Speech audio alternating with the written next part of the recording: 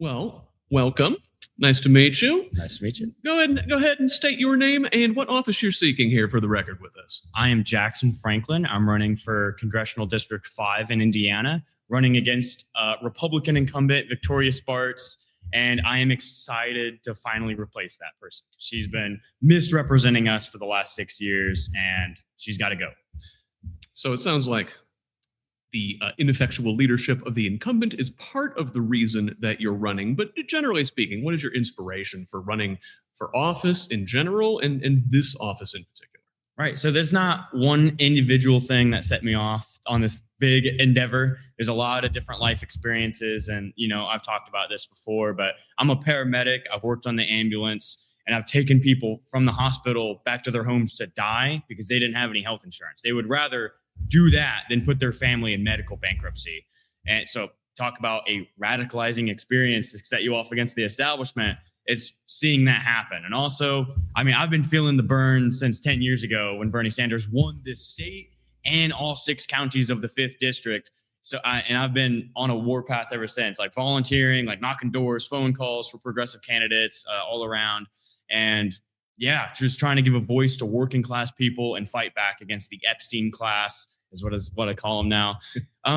So yeah, inspiration, basically people in the political space, my military friends, my family, they were like, no one else is going to do it. We kept on seeing bad Democrats, like right-wing corporate conservative Democrats lose. It's because we're not going to win against the Republicans by throwing up diet Republicans. We're going to win as Democrats when we fight like Democrats are supposed to and fight for working class values. That's when we turn this state blue. So that's a large and a very short answer. That's why I'm running, to give a voice to working class people and to actually win. So one thing I like to debunk is that our politicians are like above, that they're some sort of superhero class. We sort of develop these cult of personalities around folks. These next couple questions, I think, are intended to show that you're a real person. Yeah. So what is something that has been a struggle in your life? Something that's been a struggle? I guess, I have ADHD. So like at paramedic school, like I just have to work harder to get to the same outcome. But like I work harder. That's just what you got to do. So like whether it was EMT school, college, paramedic school, and like just study. My fixation, I would say, is politics. It's all day, every day, every minute of the day is like I'm either reading or listening to something or doing something political. So yeah, that's something I've had to deal with. I guess if I had to pick any struggle, just in my personal life, which is yeah. So yeah, and there's millions of people that are affected by that, But also when we have a for-profit, I'm looping it back around, for-profit like medications, like big pharma, just crazy, makes our medication super expensive. So a lot of people aren't, they can't get the medication they need. So that's what we're trying to fight. You just described me back to me. Yeah, seriously. Solidarity. So, if you, and you know what, I'm gonna sort of ask this in 2 ways. If you were a fictional character, who would it be? Or if you could be a fictional character, who would it be? And you can answer those both if you like. That is a really hard question. I am a huge like sci-fi nerd. Yeah. Huge Halo nerd, but like I would want to pick somebody that is like changing the world or something, like a fighter. So, who would it? That's a really good. That's the hardest question you've ever asked me. Let's see. I don't know. I'm gonna pick a popular answer, I guess. Aragorn, fighting in Lord of the Rings. The king that was promised. All right, he's fighting the forces of darkness, and he's leading his people to a golden age. And he's just one of that like chivalrous kind of like knightly figure. The positive masculinity that is too many young MAGA men are lacking. They need to look towards Aragorn for guidance. Very good, very good. So, moving into the political realm a little bit more, what do you see? Let's say you get in office. What do you sort of view as the role of interpersonal relationships with your congressional colleagues? Is it beneficial to to be pals, go to the same cocktail parties? Is it, when you clock out, you leave them aside? Just how do you view those relationships in general? I mean, yeah, that's the politics within politics. When it's like, oh, it's all political and it's all like who you know and all that. That is the name of the game to some extent. So it's always being cordial when you can. There are some people, like I do a lot of testimony at the State House for bills, and there are some people like I'm not going to be cordial with. Like they are actual walking demons that are like destroying the planet. There are many people like that you can, like, even though it's an awkward alliance, current example in Congress is Congressman Ro Khanna and Thomas Massey. Do they agree on everything? No. They a Democrat, like a progressive Democrat, leftist, and a kind of like center-right Republican, right?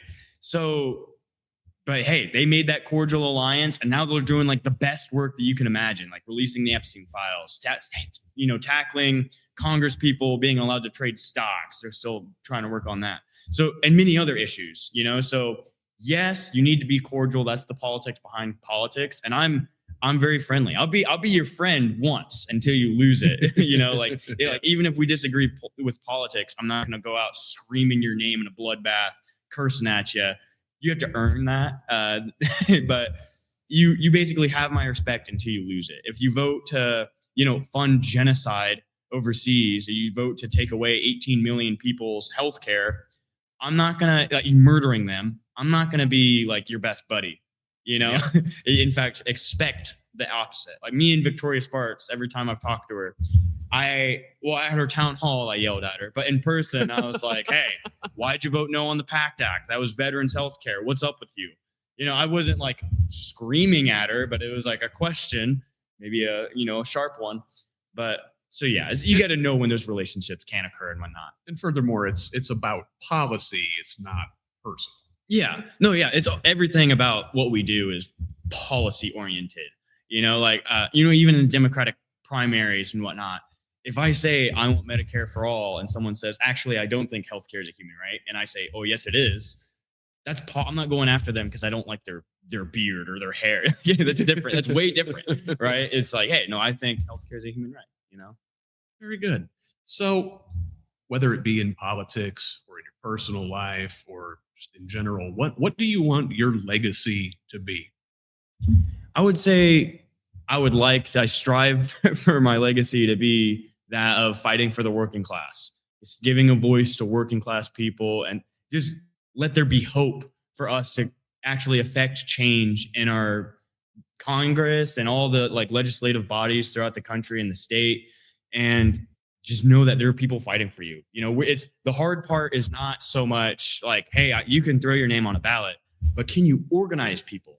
It's really easy. Like people are mobilized. Like you can show up to a No Kings protest once and never again, and you just tune out. But can you keep them routinely going to meetings and continually calling their legislators and affecting that kind of change that we want to see? Letting people know that a brighter future is possible if you dare to fight for it. If you dare to, as Fred Hampton once said, if you dare to struggle, you dare to win. If you don't dare to struggle, then damn it, you don't deserve to win. We dare to struggle. We're daring every single day to fight the fight that is right before us. It may seem like you're looking up at a mountain, but a journey up a mountain begins with a single step. The civil rights leaders in the 50s and long before that, they were like, oh my gosh, how are we ever going to desegregate this nation? But after 20 years, they finally did because they just didn't give up that dream. They continually fought for it.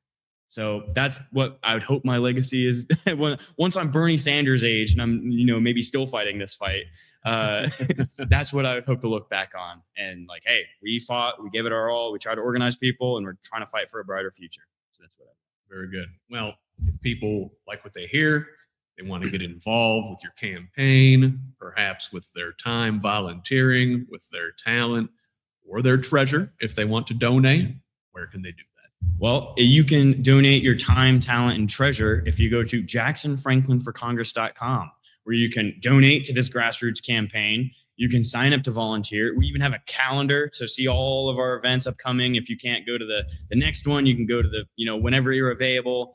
And you can also see our huge, extensive policy platform that's ever growing. That's what I take pride in. And, the policy, meat and bones. So you can figure out what this campaign's about. Figure out some of my bio, what the district even is, which I probably say, like, it's the 6 counties generally northeast of Indianapolis: Hamilton, Madison, Delaware, Howard, Tipton, and Grant.